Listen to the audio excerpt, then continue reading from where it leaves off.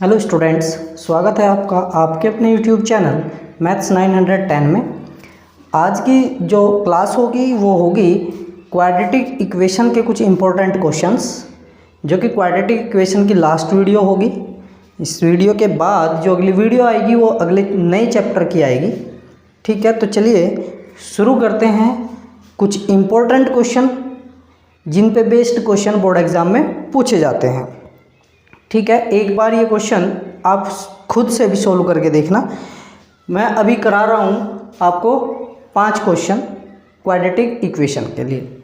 ठीक है, तो क्वेश्चन नंबर फर्स्ट आपका क्या कहता है, find the value of K for which the roots of 9x² plus 8kx plus 16 is equal to 0 are real and equal root.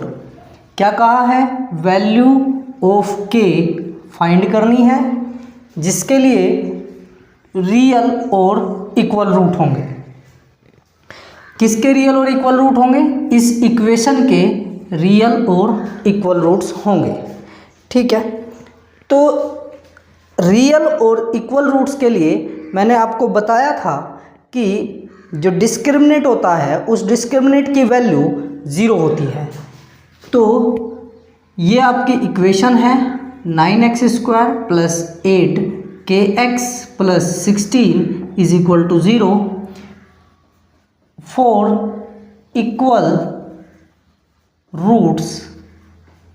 Equal roots के लिए d is equal to 0, d होता है आपका b² minus 4ac is equal to 0 और b², b कितना है यहाँ पे b देखिए 8k, b है यहाँ पे 8k square minus 4ac, 4 into a की वैल्यू है 9 और c की वैल्यू है 16 इज इक्वल टू 0। ठीक है, अब क्या करते हैं, ये हो गया आपका 8 का स्क्वायर करेंगे 64k²। अब ये जो है ना, ये टर्म आप चाहो तो यहाँ पे मल्टीप्लाई कर लो, लेकिन इसे कैलकुलेट आसानी से करने के लिए आप क्या करोगे, इस टर्म को इधर ले जाओ, 4 इंटू 9 इंटू 16। ठीक है, अब यहाँ से क्या होगा, 16 4 जा 64 और ये 64 इधर भी है, तो आप इसे ऐसा लिख सकते हो 4 इंटू 9 इंटू 16 अपॉन 64। ये 4 बार डिवाइड हुआ 16 से और ये 4 भी डिवाइड हो गया, तो k² की वैल्यू कितनी आई, 9। तो अब k की वैल्यू कितनी आएगी, k की वैल्यू आएगी आपकी √9। और जब किसी नेचुरल नंबर का स्क्वायर रूट लेते हैं, जो परफेक्ट स्क्वायर नंबर हो या कोई भी नंबर हो उसका स्क्वायर रूट लेते हैं, तो स्क्वायर रूट आपका प्लस या माइनस आएगा। 9 का स्क्वायर रूट होता है 3 और प्लस माइनस। अच्छा, ये क्या रीज़न है कि भाई प्लस और माइनस क्यों लिया जाता है? तो स्क्वायर रूट प्लस या माइनस इसलिए लिया जाता है क्योंकि अगर आप +3 का स्क्वायर करोगे तब भी 9 आएगा, -3 का स्क्वायर करोगे तब भी 9 आएगा। अब मुझे एक बात बताओ कि ये 9 जो था वो इसका स्क्वायर, मतलब इसका स्क्वायर करके आया था ना, तो 3 का स्क्वायर 9 होता है, लेकिन उसमें +3 हो या -3 हो, दोनों का स्क्वायर 9 होता है। ठीक है, तो इसीलिए इसकी वैल्यू k की वैल्यू +3 भी हो सकती है और -3 भी हो सकती है। ठीक है, ये आपका फर्स्ट क्वेश्चन सोल्व हो जाता है जिसमें हमने k की वैल्यू फाइंड कर दी। ठीक है, चलिए अब नेक्स्ट क्वेश्चन पर चलते हैं। नेक्स्ट क्वेश्चन क्या कहता है, find the value of k for which the roots of equation 3x² minus 10x plus k is equal to 0 are reciprocal of each other. अब यहाँ पे क्या कर दिया इसने, यहाँ पे कर दिया, क्वेश्चन बढ़िया है, समझने वाला है। रूट्स ऑफ इक्वेशन, ये इक्वेशन है, आर रेसिप्रोकल, यानी इक्वेशन के जो रूट्स हैं वे रेसिप्रोकल हैं, यानी एक दूसरे के उल्टे हैं। तो आपकी इक्वेशन क्या है? इक्वेशन है 3x² minus 10x plus k is equal to 0। अब रूट्स क्या करते हैं? लेट रूट्स ऑफ इक्वेशन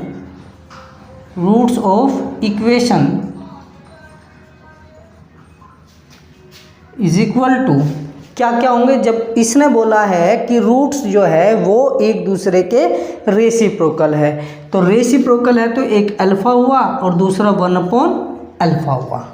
ठीक है, यानी एक दूसरे के रेसिप्रोकल का मतलब है अगर आपने एक बीटा भी ले लेते ना तो दूसरा क्या हो जाता? 1/बीटा हो जाता। ठीक है, अब आपको पता है कि क्वाड्रेटिक इक्वेशन या क्वाड्रेटिक पॉलिनोमियल की कंडीशन में जो रूट्स और जीरोज होते हैं उनका सम क्या होता है? -b/a, यानी coefficient of x upon coefficient of x²। और प्रोडक्ट क्या होता है? प्रोडक्ट होता है constant term upon coefficient of x²। ठीक है, तो अब जब रूट हमें क्या दे दिए? रेसिप्रोकल दिए हैं, तो इस रेसिप्रोकल की कंडीशन में क्या होगा? जो आपको इसमें सुटेबल फॉर्मूला लगता हो वो आप यूज़ करें। वो क्या होगा? इनका जो प्रोडक्ट है वो लेना आसान रहेगा। कैसे रहेगा? क्योंकि अल्फ़ा की वैल्यू तो अल्फ़ा हमने ली है, दूसरा है रेसिप्रोकल यानी बीटा हो गया आपका 1/अल्फ़ा। तो अल्फ़ा इंटू 1/अल्फ़ा सी की वैल्यू है यहाँ पे k और कांस्टेंट ऑफ x² है यहाँ पे 3, ये आ गया 3। अब अल्फ़ा से अल्फ़ा कैंसिल तो a is equal to k/3। अब ये k जो है वो डिवाइड में है, इधर चला गया मल्टीप्लाई में, तो ये आ गया आपका k इज इक्वल टू 3। ठीक है, ये k की वैल्यू निकल के आ गई। ठीक, ये बहुत आसान सा क्वेश्चन था और बोर्ड एग्जाम में ऐसा क्वेश्चन पूछा जा सकता है। ठीक है, चलिए नेक्स्ट क्वेश्चन पर। नेक्स्ट क्वेश्चन क्या कहता है? कहता है इफ़, हाँ ये जो क्वेश्चन है इस पे बेस्ड क्वेश्चन बहुत सारे पूछे जाते हैं, बहुत ज़्यादा। बस क्या होगा कि इसमें मैन की जगह ट्रेन दे देगा, कार दे देगा, ठीक, मतलब कुछ भी, एरोप्लेन दे देगा। क्वेश्चन की लैंग्वेज यही रहेगी, मेथड यही रहेगा। If a man walk 1 km/h faster than his usual speed. अब क्वेश्चन को ध्यान से समझना, वर्ड प्रॉब्लम का क्वेश्चन है। ये कह रहा है कि एक आदमी जो है वो अपनी यूजुअल स्पीड से 1 km/h फास्टर हो जाता है। 1 किलोमीटर फास्टर हो जाता है, यानी उसकी स्पीड जो है वो इंक्रीज हो जाती है। Then he cover a distance of 3 kilometre in 15 minutes less time. ध्यान देंगे इस बात पे, वो 3 किलोमीटर के डिस्टेंस को कवर करता है 15 मिनट लेस टाइम से। लेस टाइम का मतलब कम टाइम में। अगर पहले वो किसी टाइम में, किसी पर्टिकुलर टाइम में वो अपनी 3 किलोमीटर की डिस्टेंस कवर कर रहा था, तो उससे अब 15 मिनट कम टाइम लेगा। कब? जब उसकी स्पीड 1 km/h जो है वो इंक्रीज हो गई है। फिर कहता है फाइंड हिज यूजुअल स्पीड, इसकी यूजुअल स्पीड फाइंड करनी है।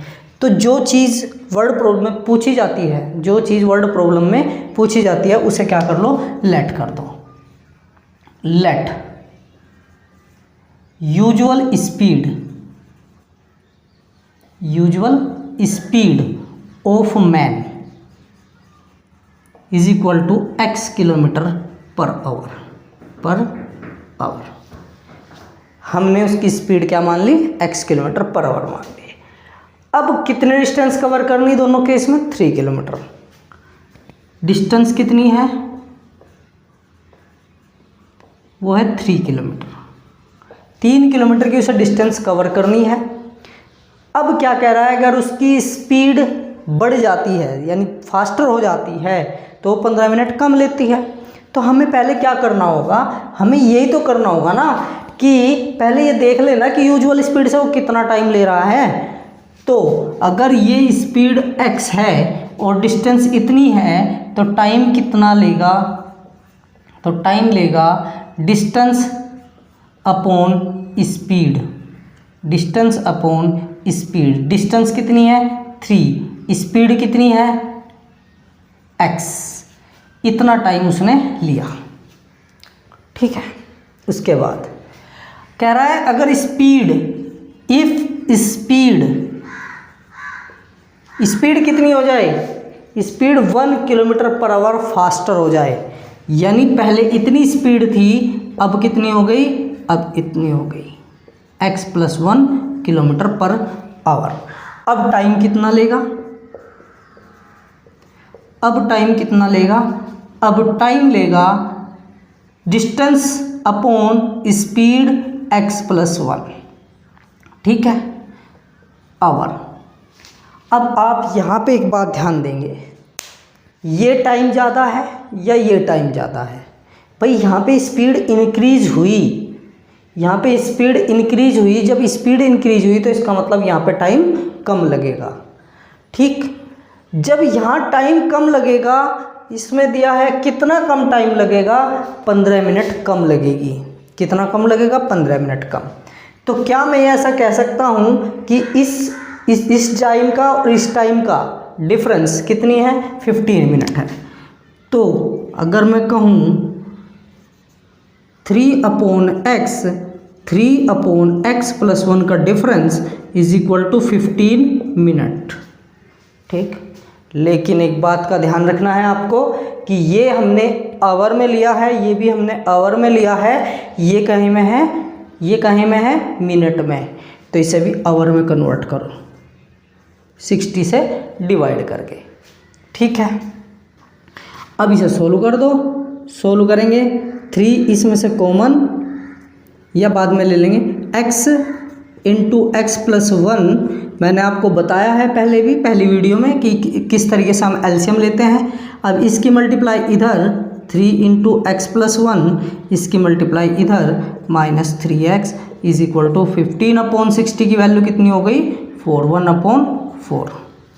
अब इसे ज़रा सोल्व करें, 3x + 1 - 3x, नीचे क्या हो जाएगी, x² + x = 1/4। अब ये -3x है, ये +3x है, कैंसिल आउट हो गए, 1/x² + x = 1/4। 1/4 हुआ। अब क्रॉस मल्टीप्लाई, इसकी मल्टीप्लाई इधर, इसकी मल्टीप्लाई इधर, तो 4 = इसकी मल्टीप्लाई जब इधर करेंगे वो हो जाएगा आपका x² + x। क्यों हो जाएगा, क्योंकि यहाँ पे x² + x की 1 में मल्टीप्लाई करेंगे तो 1 की मल्टीप्लाई से कोई इफेक्ट नहीं पड़ने वाला है, तो यही आ जाएगा। अब क्या करेंगे, इसे कह सकते हैं x² + x - 4 = 0। ठीक है, ये आपकी क्या बनी, एक क्वाड्रेटिक इक्वेशन बनी। अब इस क्वाड्रेटिक इक्वेशन को आप क्वाड्रेटिक फॉर्मूला से सॉल्व कर लो, या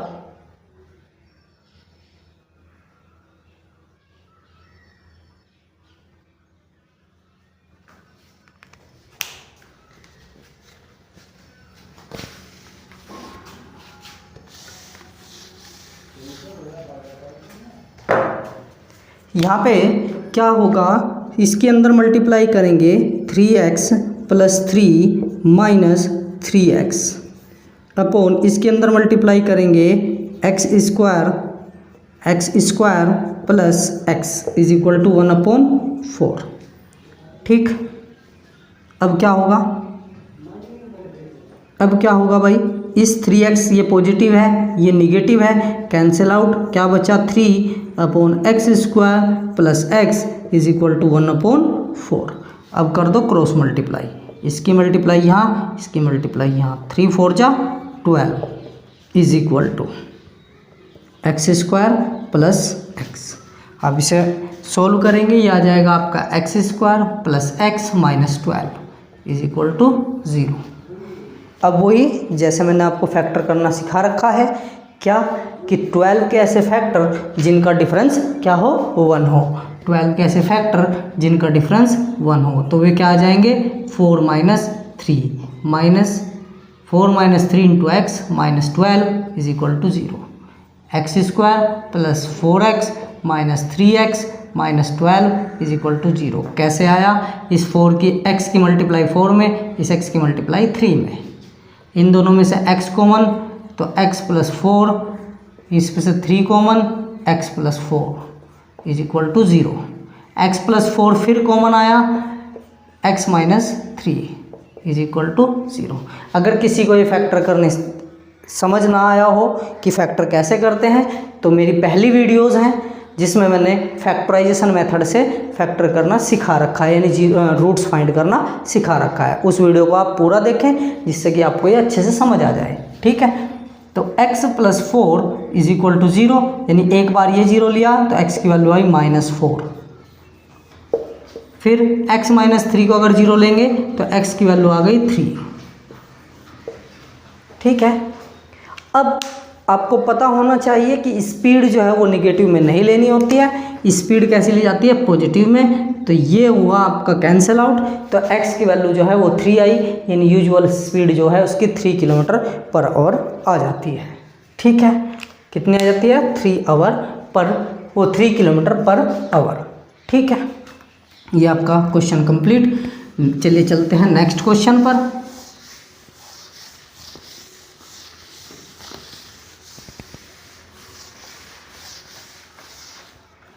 आपका नेक्स्ट क्वेश्चन क्या कहता है भाई, ये भी क्वेश्चन बहुत पूछे जाते हैं।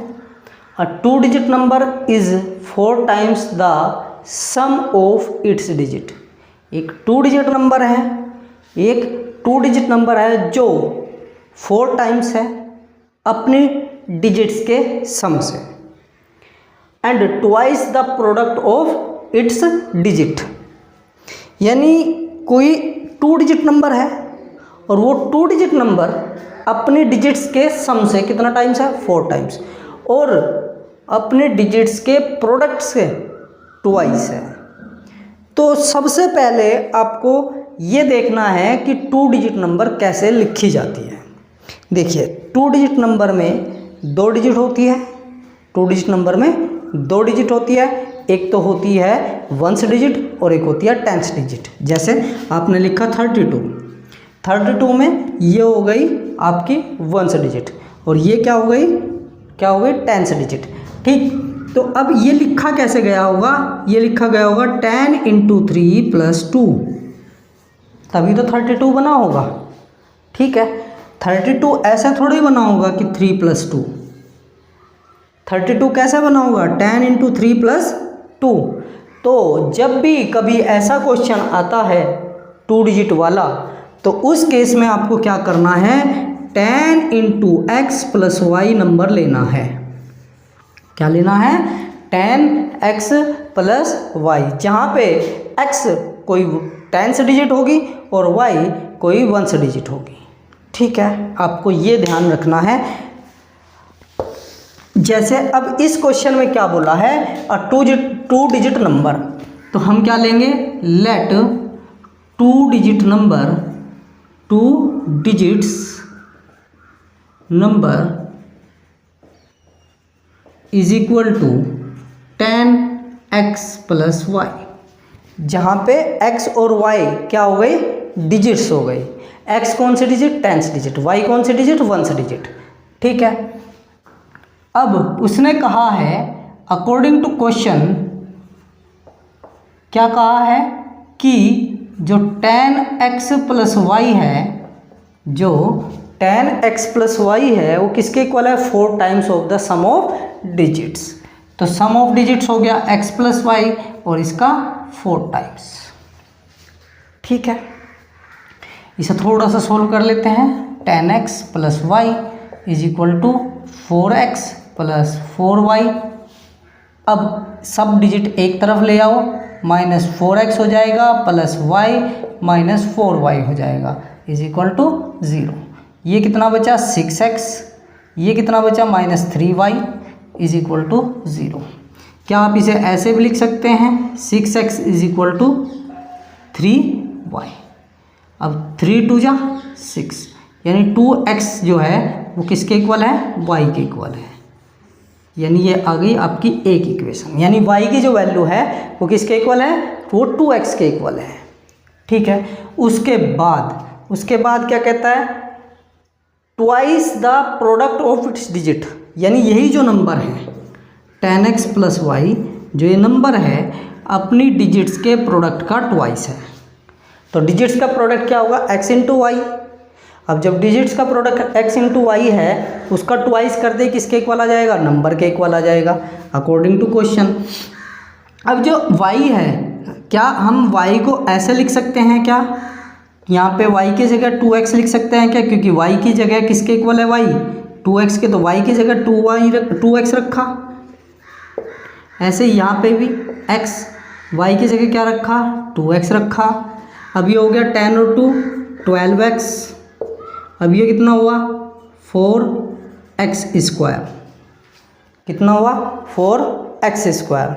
ये आपके दूसरी इक्वेशन बनी। क्या आप इसे ऐसे भी लिख सकते हैं, 4x square minus 12x is equal to 0, क्योंकि ये 12 उधर चला गया। ठीक, इन दोनों में से 4x कॉमन आया, इन दोनों में से 4x कॉमन आया, तो x बचा माइनस 3 बचा इज इक्वल टू 0। अब वही इन दोनों का प्रोडक्ट जब 0 है तो या तो ये 0 है या ये 0 है। तो अगर 4x की वैल्यू 0 है तो x इज इक्वल टू भी 0 आ जाएगा। अगर x माइनस 3 0 है तो x की वैल्यू आ जाएगी 3। तो अगर आप x की वैल्यू यहाँ पे 0 रखोगे तो इसमें तो ये 0 2 डिजिट नंबर नहीं रहेगी, क्योंकि ये 0 हो जाएगा, बस सिंगल y वाली टर्म बचेगी। अब x की वैल्यू आपको लेनी पड़ेगी 3, और y की जो वैल्यू है वो क्या हो जाएगी, 2 इंटू 3 यानी is equal to Y, 6 is equal to Y. ये आ गई y की वैल्यू। ठीक है, अब जो नंबर आई 10 इंटू 3 प्लस कितना 6 यानी 36। अब आप देख सकते हैं डिजिट्स के सम का 4 टाइम्स करो, 6 और 3 9, 9 6 जा 9 4 जा 36, 9 4 जा 36। 36 किसके इक्वल आ गया, वही अपने नंबर के इक्वल आ गया। अब इनका प्रोडक्ट कितना आएगा, 6 3 जा 18, और 18 का ट्वाइस करेंगे फिर 36 आ जाएगा। तो ये हमारा आंसर सही है, यानी दोनों का इसमें सेटिस्फाई हो जाते हैं। ठीक है, अब चलिए नेक्स्ट क्वेश्चन पर।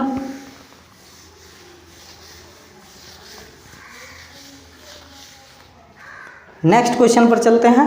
कहता है a motor boat whose speed, ये मैंने जो क्वेश्चन लिया है ना, ये बहुत इंपॉर्टेंट क्वेश्चन है, तो थोड़ा इन पर ध्यान बहुत ज़्यादा देना है। ऐसे ही क्वेश्चन बोर्ड एग्जाम में पूछे जाते हैं। A motor boat whose speed in still water is 18 kilometre per hour. एक मोटर बोट है, अगर वो ठहरे हुए पानी यानी स्टिल वाटर में, अगर वो स्टिल वाटर में फ्लो कर रही है तो उसकी स्पीड 18 किलोमीटर पर आवर है। Takes 1 hour more to go 24 kilometre up stream.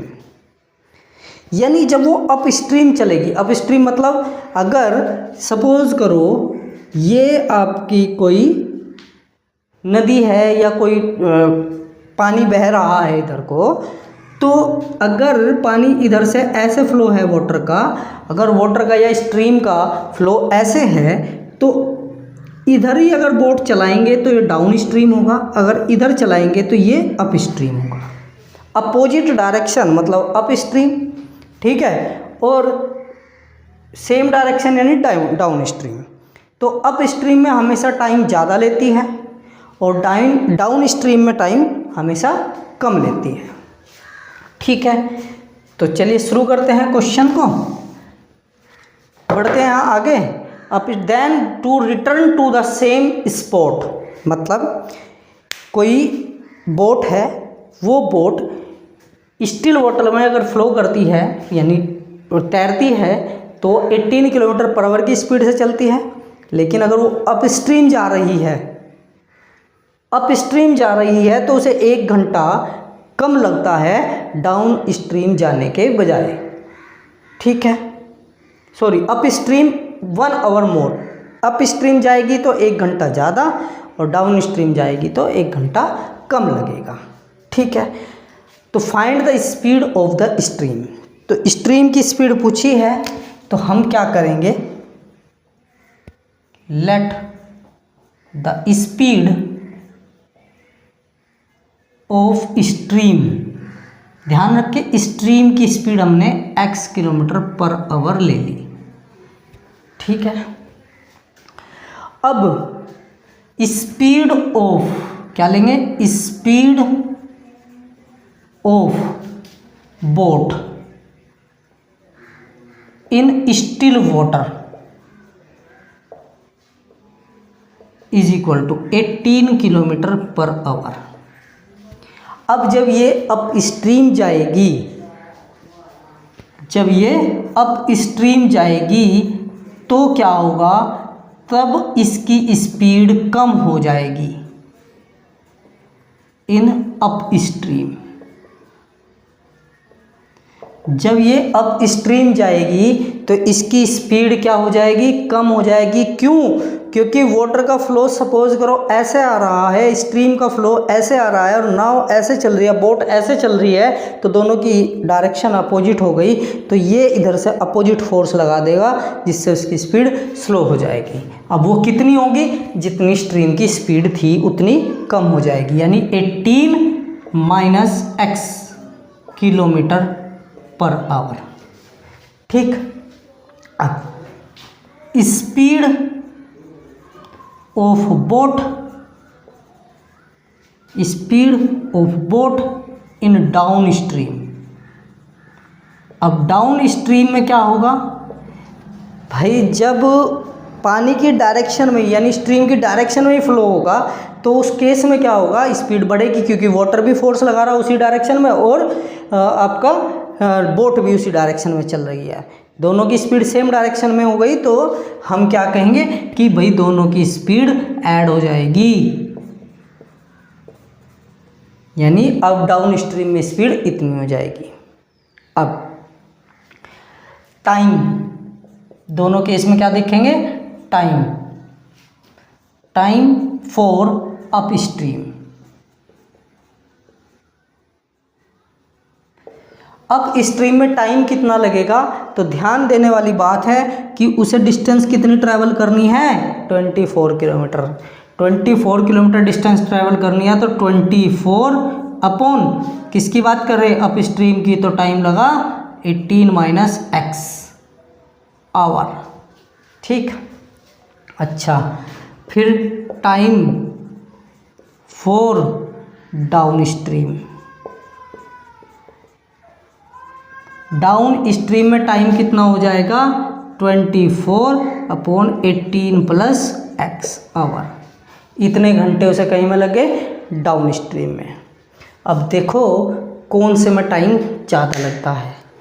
Time देखो यहाँ पे डिनोमिनेटर छोटा है, डिनोमिनेटर माइनस हो रखा है ना, तो ये डिनोमिनेटर छोटा हो गया, तो ये टाइम ज़्यादा हो गया। जिसका डिनोमिनेटर छोटा उसमें टाइम ज़्यादा।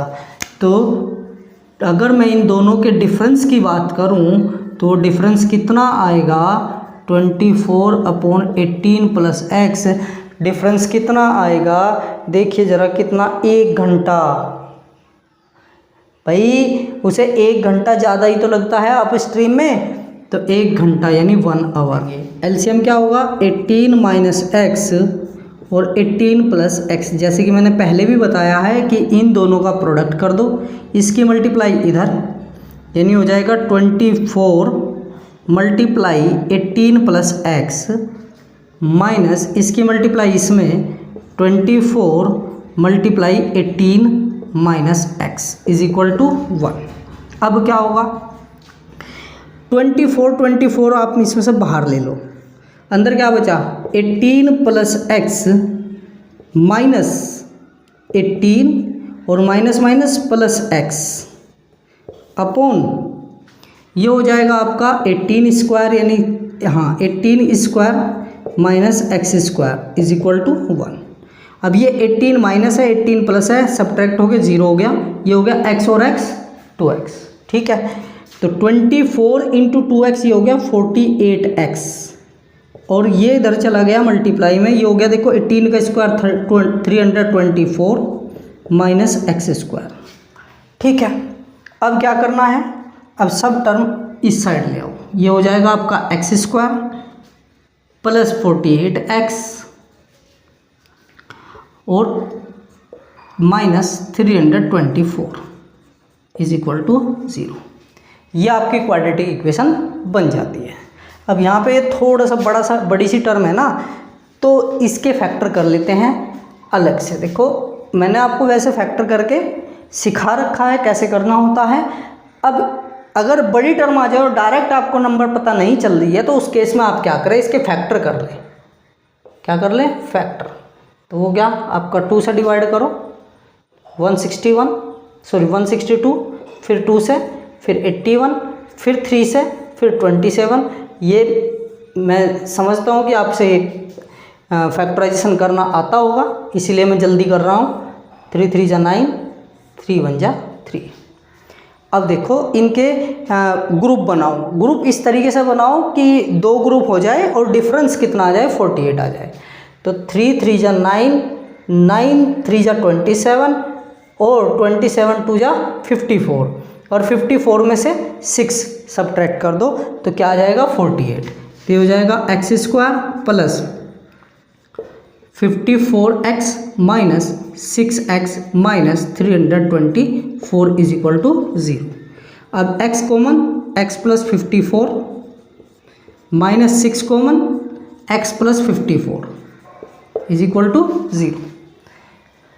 ये फैक्टर मैंने आपको सिखा रखे हैं, तो कर लेना आप अच्छे से। ये कॉमन, अब x minus 6 is equal to 0। तो x प्लस 54 को अगर मैं 0 लेता हूँ तो x की वैल्यू कितनी आई, माइनस 54, और x माइनस 6 की वैल्यू अगर 0 लेता हूँ तो x की वैल्यू आ गई 6। तो मैंने बताया पिछले क्वेश्चन में भी कि स्पीड जो है वो निगेटिव में नहीं लेते। तो ये तो हो गया कैंसिल आउट, कौन बचा, x इज इक्वल टू 6। यानी जो यूजुअल स्पीड है किसकी, इस ट्रेन की, वो है 6 किलोमीटर पर आवर। ठीक है, ये थे हमारे कुछ इम्पोर्टेंट क्वेश्चंस क्वाड्रेटिक इक्वेशन से। तो ये क्वेश्चन आपको ज़रूर सोल्व करके देखना है। अगर आपको वीडियो अच्छी लगी है और क्वेश्चन भी अच्छे लगे हैं तो आप वीडियो को लाइक करें और शेयर करें।